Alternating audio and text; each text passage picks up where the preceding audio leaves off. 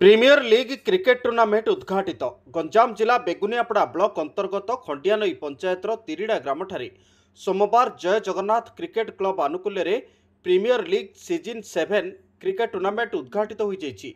मुख्य अतिथि भाव राज्य बीजेडी युव साधारण संपादक प्रमोद कुमार पंडा उद्घाटन करथिबा बेले सम्मानित अतिथि भाव सांबादिक विजय कुमार नायक, सांबादिक सुशांत पट्टनायक, सांबादिक कृष्णचंद्र पल्लई अतिथि भाव में जोगदे क्रीड़ा प्रेमी को उत्साहित करथिले।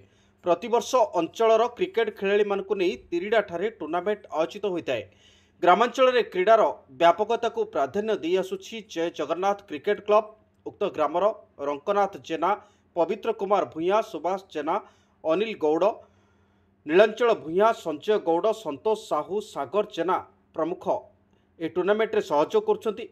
खेल द्वारा शारीरिक और मानसिक विकास घटिबा सहित भाईचारा भाव सृष्टि होता है।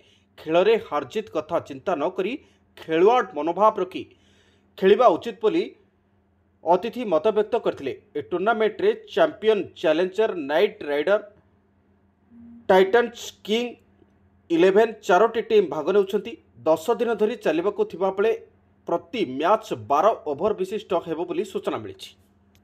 जे आर कमिटी अछि सेमानंकु अभिनंदन एवं धन्यवाद एत सुंदर कार्यक्रम करिया लागि। दुईटा छोटिया गाँ हेले मध्य आपण मानकर प्रयास रे एत बड़ कार्यक्रम आपण मान करि परछंती।